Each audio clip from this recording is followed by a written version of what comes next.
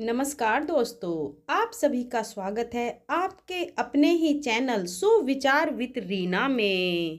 आज सुनेंगे आप सोमवार व्रत की पौराणिक कथा। बहुत समय पहले वास्कल नामक गांव में बिंदु नाम की एक ब्राह्मण रहता था।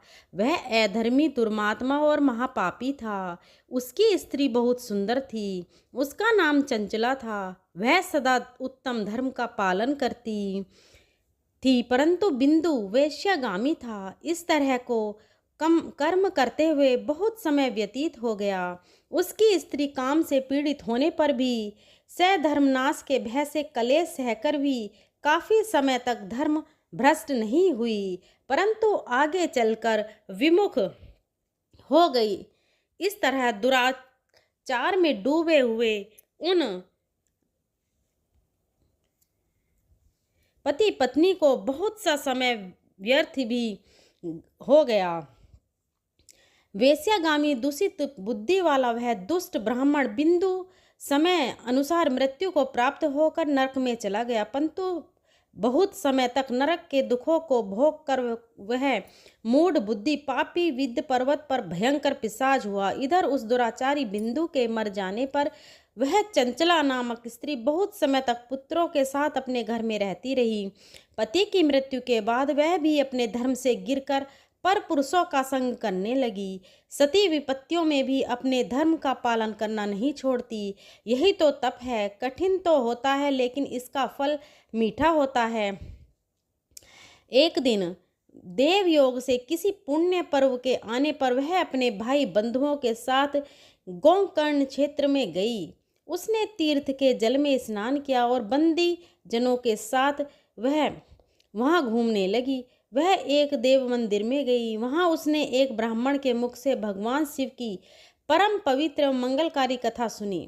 ब्राह्मण कह रहे थे कि जो स्त्रियां व्यभिचारी करती हैं, वे मरने के बाद जब यमलोक जाती हैं, तब यमराज के दूत उन्हें तरह तरह से यंत्रणा देते हैं कि वे उसके कामांगर से दांगत हैं। लप्त लोक के दंडों से उसका संसर्ग कराते हैं। सारे दंड इतनी वेदना वाले होते हैं कि जीव पुकार पुकार कर कहता है कि अब वह ऐसा नहीं करेगा, लेकिन यमदूत उसे छोड़ते नहीं हैं। कर्मों का फल तो सभी को भोगना पड़ता है। देव ऋषि मनुष्य सब इससे बंधे हुए हैं। ब्राह्मण के मुख से यह वैराग्य बढ़ाने वाली कथा को सुनकर चंचला भय से व्याकुल हो गई। कथा समाप्त होने पर भी सभी लोग वहां से चले गए। तब कथा बाँच रहे ब्राह्मण देवता से चंचला ने कहा, हे ब्राह्मण, धर्म को न जानने के कारण मेरे द्वारा बहुत बड़ा दुराचार हुआ है। स्वामी, मेरे ऊपर कृपा करके मेरा उद्धार कीजिए। आपके प्रवचन को सुनकर मुझे इस संसार से वैराग्य हो गया है। मुझ मूढ़ चित्त वाली पापनी को धिक्कार है। मैं निंदा के योग्य हूँ। मैं बुरे विषयों में फंसकर अपने धर्म से विमुख हो गई थी। कौन मुझ जैसे मार्ग को मन लगाने वाली पापनी का साथ देगा? जब यमदूत मेरे गले में फंदा डालकर मुझे बांध कर ले जाएंगे और नरक में मेरे शरीर के टुकड़े करेंगे, तब मैं कैसे उन महायातना को सहन कर पाऊंगी? मैं सब प्रकार से नष्ट हो गई हूँ, क्योंकि अभी तक मैं हर तरह से पाप में डूबी रही हूँ। ब्राह्मण, आप मेरे गुरु हैं, आप ही मेरे माता पिता हैं। मैं आपके शरण में आई हूँ। मुझ अबला का आप उद्धार कीजिए। इस प्रकार विलाप करती हुई चंचला ब्राह्मण देवता के चरणों में गिर पड़ी। ब्राह्मण ने उसे कृपा पूर्वक उठाया और इस प्रकार कहा, नारी, तुम सौभाग्यशाली हो जो भगवान शंकर की कृपा से तुमने वैराग्यपूर्ण यह कथा सुनी है और कथा को सुनकर समय से अपनी गलती का एहसास कर लिया है। तुम डरो मत और भगवान शिव की शरण में जाओ। उनकी परम कृपा से तुम्हारे सभी पाप नष्ट हो जाएंगे। मैं तुम्हें भगवान शिव की कथा सहित वह मार्ग बताऊंगा जिसके द्वारा तुम्हें सुख देने वाली उत्तम गति प्राप्त होगी। शिव कथा सुनने से तुम्हारी बुद्धि शुद्ध हो गई है और तुम्हें पश्चाताप हुआ है तथा मन में वैराग्य उत्पन्न हुआ है। पश्चाताप ही पाप करने वाले पापियों के लिए सबसे बड़ा प्रायश्चित होता है। जो मनुष्य अपने को कर्म के लिए प्रायश्चित नहीं करता, वह उत्तम गति प्राप्त नहीं करता। परंतु जिसे अपने कुकृत्य पर हार्दिक पछतावा होता है वह अवश्य ही उत्तम गति का भागीदार होता है, इसमें कोई शक नहीं है। शुद्ध चित्त में ही भगवान शिव और माता पार्वती का वास होता है। वह शुद्ध आत्मा पुरुष सदाशिव के पद को प्राप्त करता है। इस कथा का श्रवण सभी मनुष्यों के लिए कल्याणकारी है, अतः इसकी आराधना और सेवा करनी चाहिए। हे ब्राह्मण पत्नी, तुम अन्य विषयों से अपने मन को हटाकर भगवान शंकर की इस परम पावन कथा को सुनो। इससे तुम्हारे चित्त की शुद्धि होगी और तुम्हें मोक्ष की प्राप्ति होगी। जो मनुष्य निर्मल हृदय से भगवान शिव के चरणों को चिंतन करता है उसकी एक ही जन्म में मुक्ति हो जाती है। यह कहकर वे ब्राह्मण चुप हो गए। उनका हृदय करुणा से भर गया। वे ध्यान में मग्न हो गए। ब्राह्मण का यह उपदेश सुनकर चंचला के नेत्रों में आनंद के आंसू झलक आए। वह हर्ष भरे हृदय से ब्राह्मण दोस्तों के चरणों में गिर गई, देवताओं के चरणों में गिर गई और हाथ जोड़कर बोली कि मैं कृतज्ञ हो गई हूँ। ब्राह्मण शिव भक्तों में श्रेष्ठ स्वामी, आप धन्य हैं। आप परामर्थ दर्शी हैं और सदा परोकार में लगे रहते हैं। साधु, मैं नरक के समुद्र में गिर रही हूँ, कृपा करके मेरा उद्धार कीजिए। जिस पौराणिक और अमृत के समान कथा की बात आपने की है उसे सुनकर ही मेरे मन में वैराग्य उत्पन्न हुआ। उस अमृत कथा को सुनने के लिए मेरे मन में बड़ी श्रद्धा हो रही है। कृपया आप मुझे उसे सुनाइए। कथा सुनने की इच्छा मन में लिए हुए चंचला उन ब्राह्मण देवता की सेवा में वहीं रहने लगी। उस कोंगड नामक महाक्षेत्र में उन ब्राह्मण देवता के मुख से चंचला भगवान शिव की भक्ति, ज्ञान और वैराग्य बढ़ाने वाले और मुक्ति देने वाली परम उत्तम कथा सुनकर कृताग्ध हुई। उसका चित्त शुद्ध हो गया। वह अपने हृदय में शिव के सब सगुण रूप का चिंतन करने लगी। वह सदैव शिव सच्चिदानंद में स्वरूप का स्मरण करती। इसके बाद अपना समय पूर्ण होने पर चंचला ने बिना किसी कष्ट के अपना शरीर त्याग दिया। उसे लेने के लिए एक दिव्य विमान वहां पहुंचा। यह विमान शोभा साधनों से सजा था और शिव गणों से सुशोभित तथा चंचला विमान से शिवपुरी पहुंची। उसके सारे पाप धुल गए। वह दिव्य रूप धारणी दिव्यांगना हो गई थी। वह दोरंगी देवी मस्तक पर अर्धचंद्र का मुकुट और अन्य दिव्य आभूषण पहने शिवपुरी में पहुंची। वहां उसने सनातन देवता त्रिनेत्रधारी महादेव जी को देखा। सभी देवता उनकी सेवा में बड़ी भाव से उपस्थिति थे। उनकी अंगक कांति करोड़ों सूर्य के समान प्रकाशित हो रही थी। 5 मुख और हर मुख में 3-3 नेत्र थे। मस्तक पर अर्धचंद्र आकार मुकुट शोभामान हो रहा था। कंठ में नील चिन्ह, उनके साथ में देवी गौरी विराजमान थी जो विद्युत पुंज के समान प्रकाशित हो रही थीं। महादेव जी की कांति कपूर के समान गौर थी। उनके शरीर पर श्वेत वस्त्र थे तथा शरीर श्वेत भस्म से युक्त तथा इस प्रकार भगवान शिव के परम उज्ज्वल रूप के दर्शन कर चंचला बहुत प्रसन्न हुई। उसने भगवान को बारंबार प्रणाम किया और हाथ जोड़कर प्रेम, आनंद और संतोष से युक्त होकर विनीत भाव से खड़ी हो गई। उसके नेत्रों से आनंद के आंसुओं की धारा बहने लगी। भगवान शंकर और भगवती गौरी उमा ने करुणा के नाम सौम्य दृष्टि देखकर चंचला को अपने पास बुलाया। गौरी उमा ने उसे प्रेम पूर्वक अपनी सखी बना लिया। चंचल सुखपूर्वक भगवान शिव के धाम में उमा देवी की सखी के रूप में निवास करने लगी। एक दिन चंचला आनंद में मग्न उमा देवी के पास गई और दोनों हाथ जोड़कर उनकी स्तुति करने लगी। हे गिरिराज नंदिनी स्कंद माता उमा, आप सभी मनुष्यों को देवताओं द्वारा पूजित तथा समस्त सुखों को देने वाली हैं। आप शंभु प्रिया हैं। आप ही गुणा और निर्गुणा हैं। हे सच्चिदानंद स्वरूपा, आप ही प्रकृति की पोषक हैं। हे माता, आप ही संसार की सृष्टि, पालन और संहार करने वाली हैं।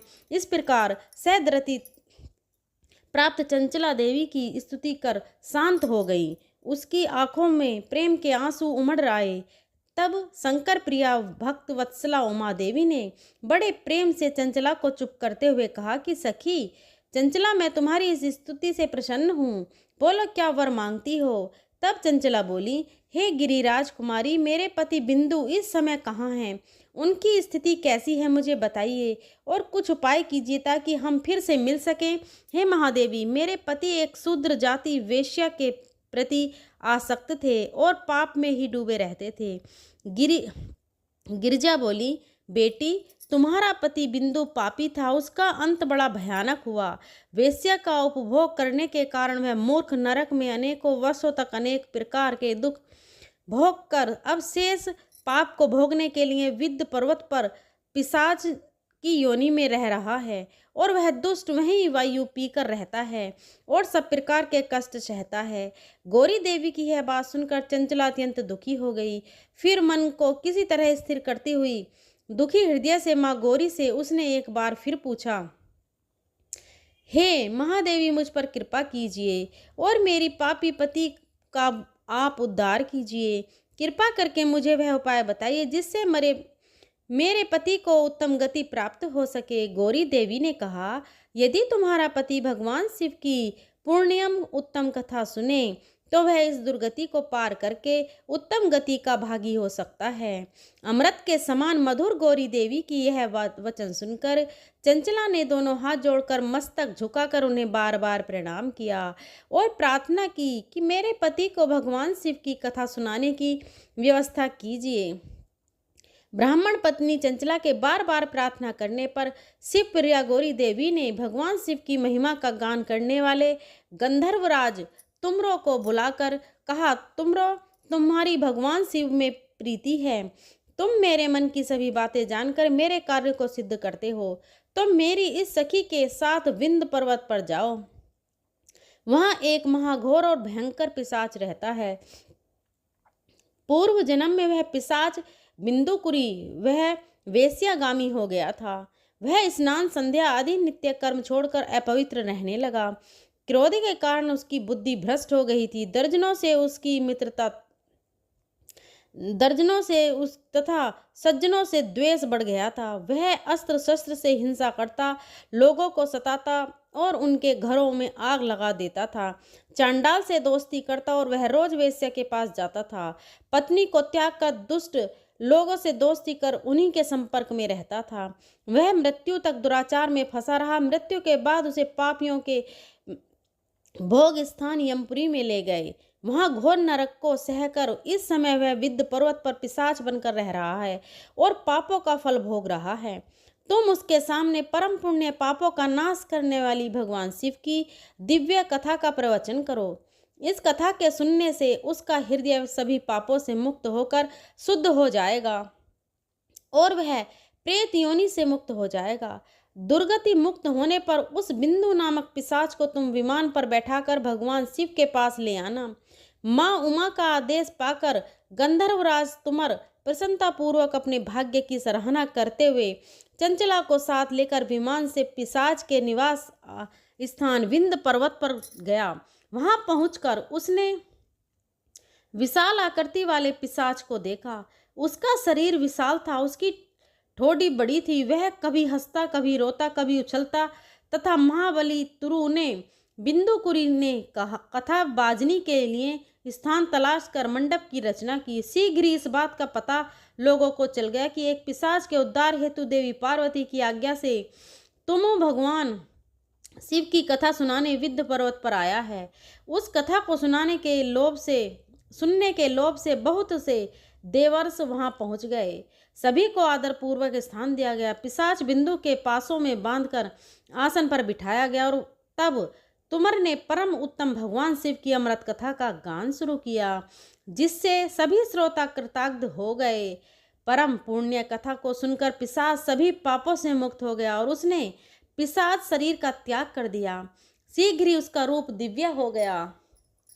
उसका शरीर गौरपूर्ण वर्ण का हो गया। शरीर पर श्वेत वस्त्र एवं पुरुषों के आभूषण आ गए। इस प्रकार दिव्य देहधारी होकर बिंदु अपनी पत्नी चंचला के साथ स्वयं भी भगवान शिव का गुणगान करने लगा। उसे दिव्य रूप में देखकर सभी को बहुत आश्चर्य हुआ। उसका मन परम आनंद से परिपूर्ण हो गया। सभी भगवान महेश्वर के अद्भुत चरित्र को सुनकर कृतार्थ होकर उनका यशोगान करते हुए अपने अपने धाम को चले गए। बिंदु अपनी पत्नी चंचला के साथ विमान में बैठकर शिवपुरी की ओर चल दिया। महेश्वर के गुणों का गान करता हुआ बिंदु अपनी पत्नी चंचला और तुमु के साथ शीघ्र ही शिवधाम पहुंच गया। भगवान शिव देवी पार्वती ने उसे अपना पार्षद बना लिया। दोनों पति पत्नी सुखपूर्वक भगवान महेश्वर एवं देवी गौरी के श्री चरणों में अवचिल निवास पाकर धन्य हो गए। बोलिए उमा महेश्वर भगवान की जय। आइए अब सुनिए भगवान शंकर की दूसरी कथा। एक धनवान साहूकार था जिसके घर किसी प्रकार की कोई कमी नहीं थी, परंतु उसको एक दुख था, उसके कोई पुत्र नहीं था। वह इसी चिंता में दिन और रात रहता था और वह पुत्र की कामना से हर सोमवार को शिव जी का व्रत और पूजन किया करता था।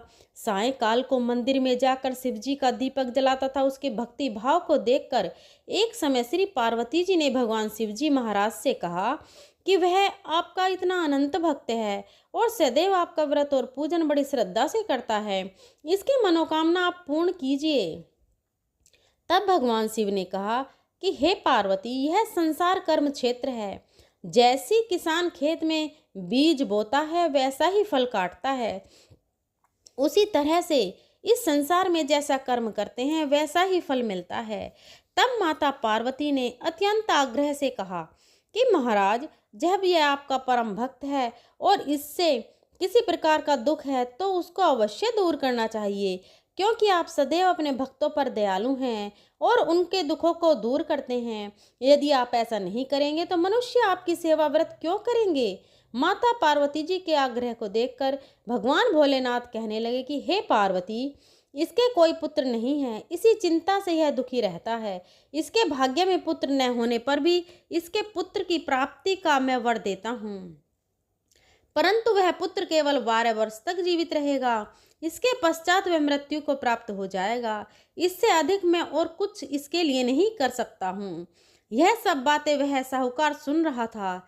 इससे उसको न कुछ प्रसन्नता हुई और ना ही उसे कुछ कष्ट हुआ। वह पहले जैसी ही भगवान शिव का व्रत और पूजन करता रहा।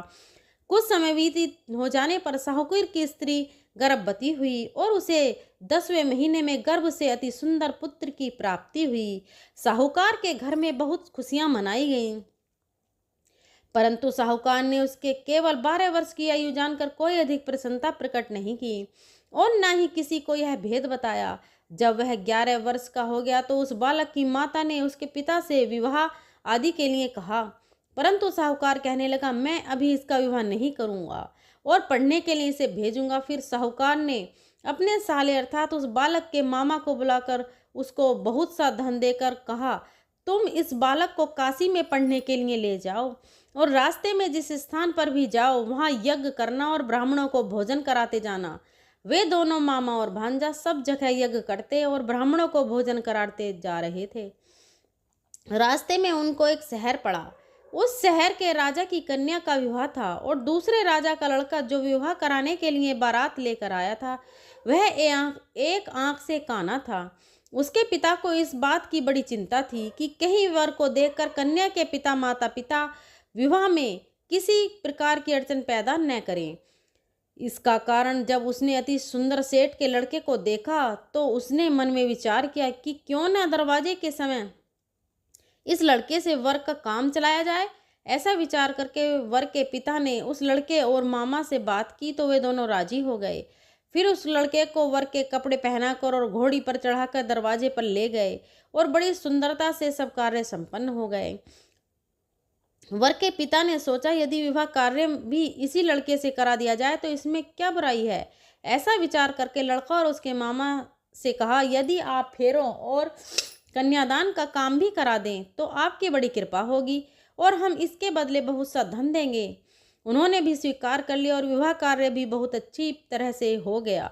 परंतु जिस समय लड़का जाने लगा तो उसने राजकुमार की चुन्नी के पल्ले पर लिख दिया कि तेरा विवाह मेरे साथ हुआ है, परंतु जिस राजकुमार के साथ तुझको भेजेंगे वह एक आंख से काना है। मैं तो काशी जी पढ़ने जा रहा हूँ। उस राजकुमारी ने जब अपनी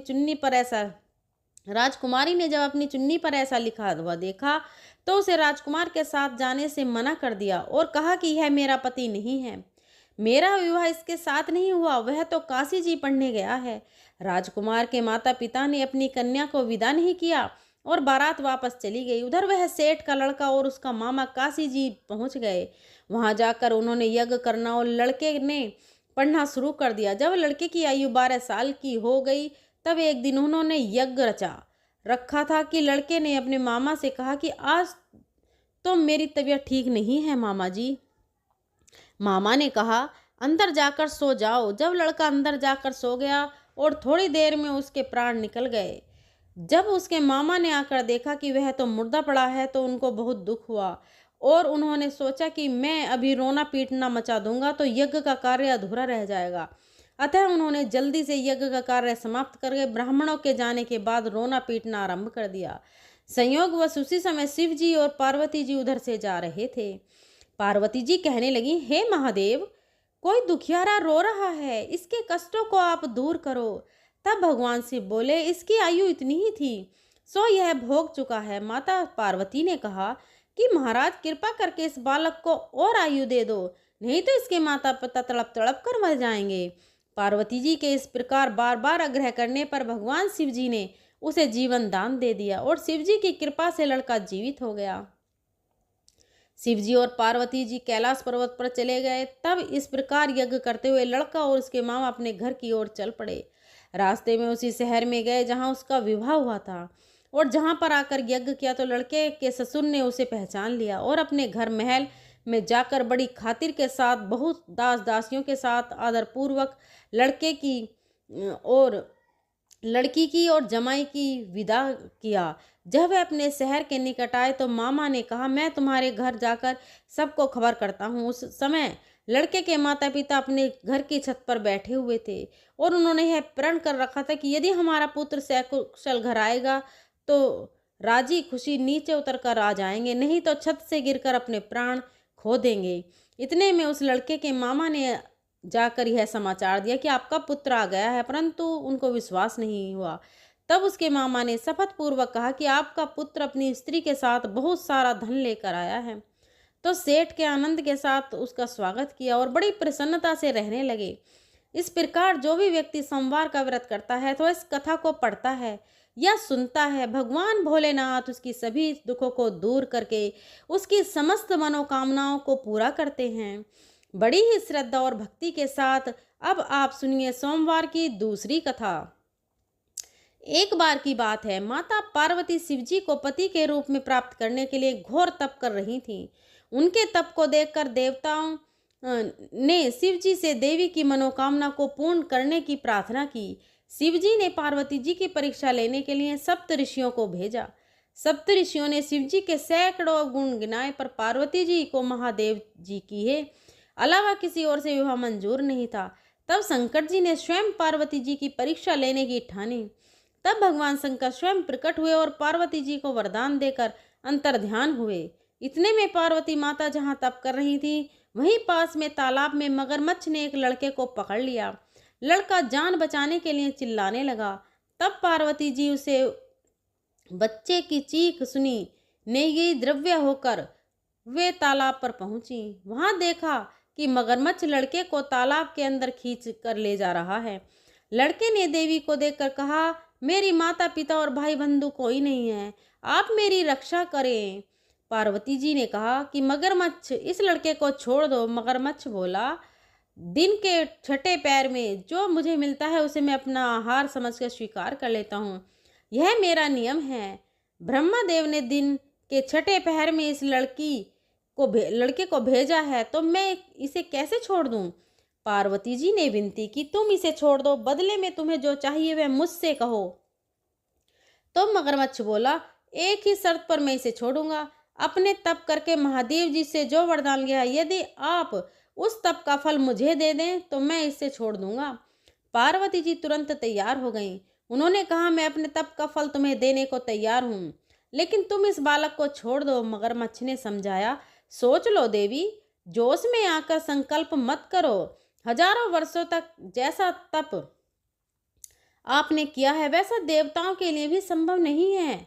उसका सारा फल इस लड़के इसको प्राणों के बदले चला जाएगा। पार्वती जी ने कहा, मेरा निश्चय पक्का है, मैं तुम्हें अपने तप का फल देती हूँ, तुम इसको जीवन दान दो। मगरमच्छ ने पार्वती जी से तप दान करने का संकल्प करवाया। तप का दान होते हैं ही मगरमच्छ की देह तेजी से चमकने लगी। और वह बोला, हे पार्वती, यह देखो, तप के प्रभाव से मैं तेजस्वी बन गया हूँ। तुमने जीवन भर की पूंजी एक बच्चे के लिए व्यर्थ कर दी।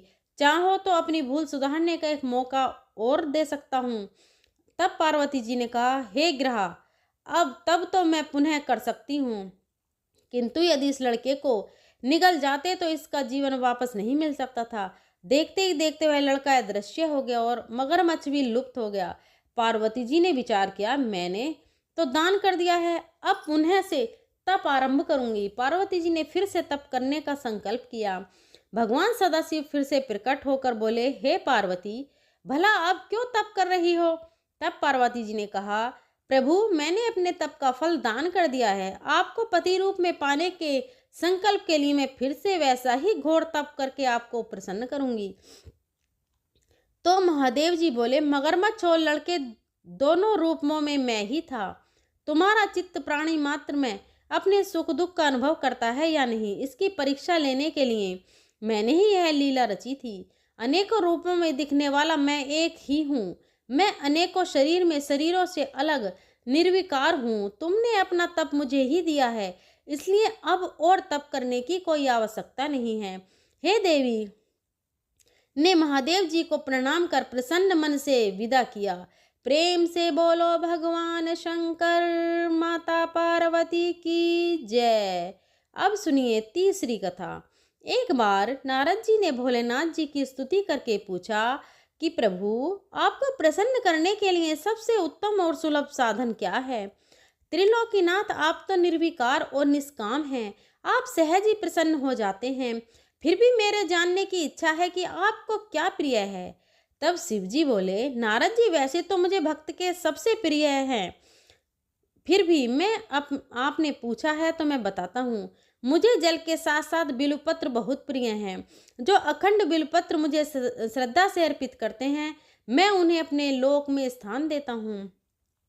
नारद जी भगवान शंकर और माता पार्वती की वंदना करके अपने लोक को चले गए। उनके जाने के पश्चात पार्वती जी ने शिव जी से पूछा कि हे प्रभु, मेरी यह जानने की बड़ी तीव्र इच्छा हो रही है कि आपको बेलपत्र इतने प्रिय क्यों हैं। कृपया करके मेरी जिज्ञासा को शांत कीजिए। तब शिव जी बोले, हे शिवे, बिल्व के पत्ते मेरी जटा के समान हैं। उसका त्रिपत्र यानी 3 पत्ते ऋग्वेद, यजुर्वेद और सामवेद हैं। शाखाएं समस्त शास्त्र का स्वरूप हैं। बिल्व वृक्ष को आप पृथ्वी का कल्प वृक्ष समझें, जो ब्रह्मा, विष्णु और शिव स्वरूप हैं। हे पार्वती, स्वयं महालक्ष्मी जी ने शैल पर्वत पर बिल्व वृक्ष रूप में जन्म लिया था। इस कारण भी बेल का वृक्ष मेरे लिए अति प्रिय है। महालक्ष्मी जी ने बिल्व का रूप धरा, यह सुनकर पार्वती जी को कौतूहल में पड़ गईं और पार्वती जी कौतूहल से उपजी जिज्ञासा को रोक न पाई। उन्होंने पूछा, देवी लक्ष्मी ने आखिर बिल्व वृक्ष का रूप क्यों लिया? आप ये कथा विस्तार से कहें। तब भोलेनाथ ने देवी पार्वती जी को कथा सुनाना आरंभ किया। हे देवी, सतयुग में ज्योति रूप में मेरे अंश का रामेश्वर लिंग था। ब्रह्मा आदि देवों ने उसका विधिवत पूजन अर्चन किया था। इसका परिणाम यह हुआ कि मेरे अनुग्रह से वाणी देवी सबकी प्रिय हो गईं। वे भगवान विष्णु को सतत प्रिय हो गईं। मेरे प्रभाव से भगवान केशव के मन में वाग देवी के लिए जितनी प्रीति उत्पन्न हुई, वह स्वयं लक्ष्मी जी को भी नहीं। भाई, लक्ष्मी देवी का श्री हरि के प्रति मन में कुछ दुराव पैदा हो गया। वह चिंतित और रुष्ट होकर चुपचाप परम उत्तम श्री शैल पर्वत पर चली गईं। वहां उन्होंने तप करने का निश्चय किया और उत्तम स्थान का चयन करने लगी। महालक्ष्मी ने उस स्थान का निश्चय करके मेरे लिंग विग्रह की उग्र तपस्या प्रारंभ की। उनकी तपस्या कठोरतम होती जा रही थी। हे परमेश्वरी, कुछ समय के बाद महालक्ष्मी जी मेरे लिंग विग्रह से थोड़ा धर्म में एक वृक्ष का रूप धारण कर लिया। अपने पत्तों और पुष्प द्वारा निरंतर मेरा पूजा करने लगी। इस तरह महालक्ष्मी जी ने लाखों वर्ष तक घोर आराधना की। अतः उन्हें मेरा अनुग्रह प्राप्त हुआ और मैं वहां प्रकट हुआ और देवी से इस घोर तप की आकांक्षा पूछकर वर देने को तैयार हुआ। महालक्ष्मी जी ने मांगा कि श्री हरि के हृदय में मेरे भाव से वाग देवी के लिए जो स्नेह हुआ है वह समाप्त हो जाए। तब शिव जी बोले, मैंने महालक्ष्मी जी को समझाया श्री हरि के हृदय में आपके अतिरिक्त किसी और के लिए कोई प्रेम नहीं है। वाग्देवी के प्रति उनका प्रेम नहीं अपितु श्रद्धा है। यह सुनकर लक्ष्मी जी प्रसन्न हो गईं और पुनः श्री विष्णु के हृदय में स्थिर होकर निरंतर उनके साथ विहार करने लगीं। पार्वती महालक्ष्मी के हृदय का एक बड़ा विकार इस प्रकार दूर हो गया। इस कारण हरिप्रिया उसी वृक्ष रूप में सर्वदा अतिशय भक्ति से भरकर यत्न पूर्वक मेरी पूजा करने लगी। हे पार्वती, इसी कारण विश्व का वृक्ष, उसके पत्ते, फल, फूल आदि मुझे बहुत प्रिय हैं। मैं निर्जन स्थान में बिल्व पत्र का आश्रय लेकर रहता हूँ। बेल वृक्ष को सदा सर्व तीर्थ में एक सर्व देवम मानना चाहिए। बिल्व पत्र, बिल्व फूल, बिल्व वृक्ष अथवा बिल्व काष्ठ के चंदन से जो मेरा पूजन करता है वह भक्त मेरा अति प्रिय है। बिल्व वृक्ष को शिव के समान ही समझो। वह मेरा शरीर है। जो बिल्व पर चंदन से मेरा नाम अंकित करके मुझे अर्पण करता है, मैं उसे सभी पापों से मुक्त करके उसके लोक में स्थान देता हूँ। हे देवी, उस व्यक्ति को स्वयं लक्ष्मी जी भी स्वीकार करती हैं जो मेरा पूजन करते हैं। जो बिल्व मूल में प्राण छोड़ता है उसको रुद्र देह प्राप्त हो जाती है और ऐसे मनुष्य पर सदैव माता लक्ष्मी की कृपा रहती है और साथ ही साथ भगवान नारायण की कृपा भी उन पर सदैव बनी रहती है। प्रेम से बोलिए भगवान शिव और माता पार्वती की जय। अब सुनिए गणेश भगवान की कथा। एक साहूकार था। उसके घर रोज एक ब्राह्मणी रोटी लेने के लिए घर आती थी। घर के अंदर घुसते ही पोल के ऊपर गजानन जी का मंदिर था। वह गणेश जी को रोटी का एक और हमेशा भोग लगाती थी।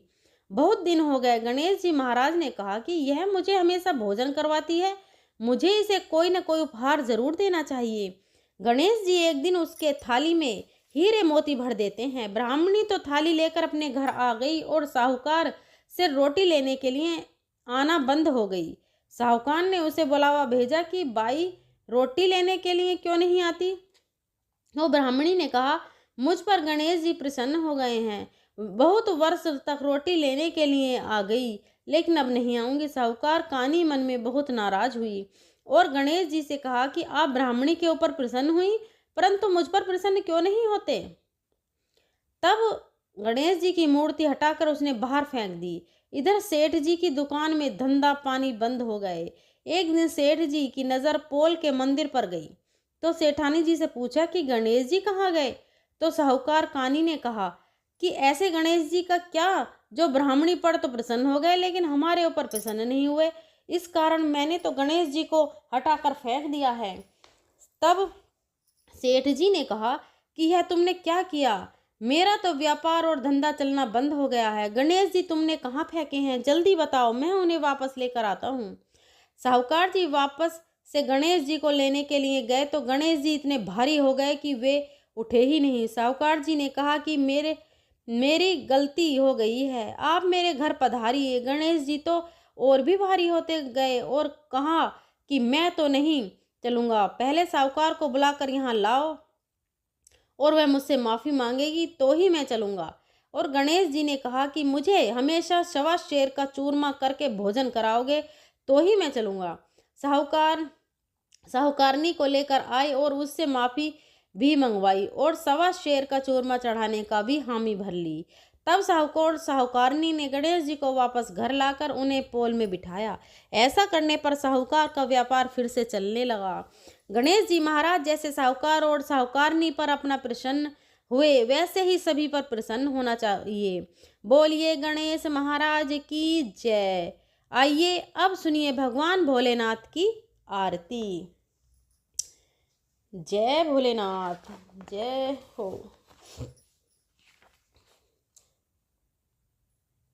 जय भोले बाबा, जय। ओमकारा प्रभु हर शिव ओंकारा, जय शिव ओंकारा। ब्रह्मा विष्णु सदा शिव अर्धांगी धारा, ओम जय शिव ओंकारा। एकानन चतुरानन पंचानन राजे प्रभु पंचानन। जे हंसासन गरुड़ासन वृषवाहन साजे। ओम जय शिव ओंकारा। दो भुज चार चतुर्भुज दस भुज अति सोहे। तीनों रूप निरखता त्रिभुवन जन मोहे। ओम जय शिव ओंकारा। अक्षय माला वन माला रुंड माला धारी प्रभु रुंड माला धारी। चंदन भृग मद मोसोहे भाले शिशिधारी। जय शिव ओंकारा। श्वेतांबर पीतांबर बाघांबर अंगे स्वामी बाघांबर अंगे। सनकादिक ब्रह्मादिक भूतादिक संगे। ओम जय शिव ओंकारा। करके मध्य कमंडलु चक्र त्रिशूल धरता प्रभु चक्र त्रिशूल धरता। जग करता जग हरता जग पालन करता। ओम जय शिव ओंकारा।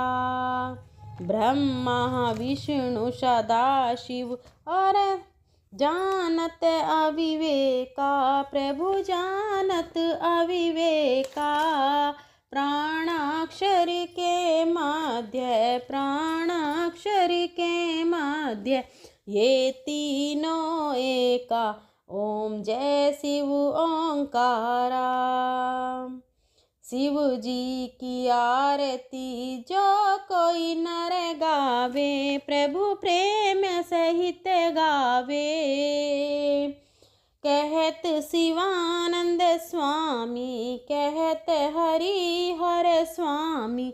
मन वांछित फल पावे जय शिव ओंकारा। दोस्तों, आपको यह कथा कैसी लगी कमेंट में ज़रूर बताएं। और अगर पसंद आई हो तो कमेंट में जय भोलेनाथ, जय माता पार्वती, जय गणेश भगवान ज़रूर लिखें। वीडियो को अपनी फ्रेंड और फैमिली में भी ज़रूर शेयर करें। मिलते हैं अगली वीडियो में, तब तक के लिए धन्यवाद।